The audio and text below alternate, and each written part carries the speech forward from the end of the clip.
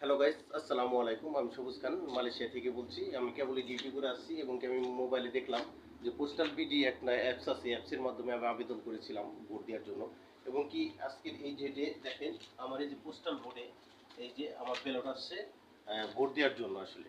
এই যে আপনারা দেখতে পাচ্ছেন নির্বাচন কমিশন থেকে আমাকে পাঠানো হয়েছে এবং কি এটা সবারই মৌলিক অধিকার ভোট দেওয়াটা। এবং সেই সাথে এই যে আমি পিছনের ইটা খুলতেছি। আহ, এই যে দেখেন দুটো আসলে ইনভেলপস পাঠানো হয়েছে। আহ, দুটো ইনভেলপসের আমি প্রথমটা খুলতেছি এবং এই যে দেখেন আপনার এই যে এটা ফিল আপ করার পরে আপনি এই যে এটা খুলে আঠা দিয়ে লাগিয়ে দিতে পারবেন। আর এই যে দেখেন এই যে প্রথম যে আমি পেপারটা বের করলাম এটার মধ্যে হচ্ছে আপনার আহ, বিভিন্ন জায়গায় থেকে এই যে দেখেন এখানে এটা হচ্ছে বিভিন্ন প্রতীক। আপনার যাকে ভালো লাগে তাকে ভোট দিবেন এবং কি টিক চিহ্ন এবং ক্রস দিবেন। এটা দেওয়া উচিত না, তারপর আমি দিলাম। এই জন্য অনেক প্রবাসীরা এটা জানে না যে আসলে কিভাবে ভোট দিতে হবে, কোথায় দিতে হবে।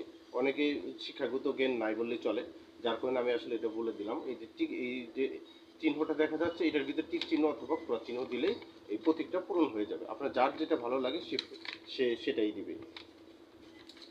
আর আর এখন আরেকটা যে এই পেপারটা যে আহ, এই পেপারটা হচ্ছে আপনার এই যে কিউআর কোড স্ক্যান করে যে পোস্টাল বিডি অ্যাপসে ভোট দিতে হবে এই যে ফাঁকা জায়গায়।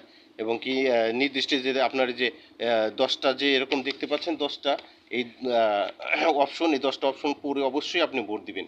এখানে সব কিছু সব কিভাবে কি করতে হবে সব কিছু আসলে দেওয়া আছে। আর দ্বিতীয়ত হচ্ছে এই যে আপনি দেখেন পিছনের সাইডটা, এই যে আপনার ব্যালট পেপারের যে অনুযায়ী এই যে ক্রমিক নম্বরটা এখানে বসাইতে হবে। আর এখানে তারিখ দিতে হবে। আর এখানে স্বাক্ষর, ভোটদাতার নাম, জাতীয় পরিচয়পত্র নম্বর অবশ্যই দিতে হবে। আর অন্যথায় যে এটা লিখতে না পারবে তার জন্য হচ্ছে আপনার এই যে এই নম্বরটা এখানে দেওয়ার পরে এই ভোটদাতার পক্ষে সত্যায়নকারী ব্যক্তি যে ব্যক্তি লিখে দিবে তার তার যে ভোটদাতার পক্ষে সত্যায়নকারী ব্যক্তির নাম অক্ষর নাম লিখতে হবে এবং কি যে ভোট দিবে তার এই যে নাম, জাতীয় পরিচয়পত্র এবং তারিখ দিতে হবে। একদম সহজ। আর আরেকটা এই যে ইনভিলেপস আরেকটু খুলতেছি আমি।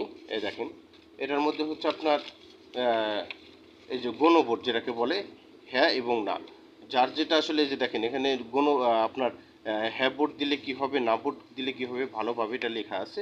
এটা দেখে অবশ্যই এখানে টিক চিহ্ন অথবা ক্রস চিহ্ন দিলেই হয়ে যাবে। এখানে দিলে হ্যাঁ ভোট হবে, এখানে দিলে না ভোট হবে। এই হলো আর এটার লাস্ট ফিনিশিংটা হচ্ছে যে এই বোর্ডটা দিয়ে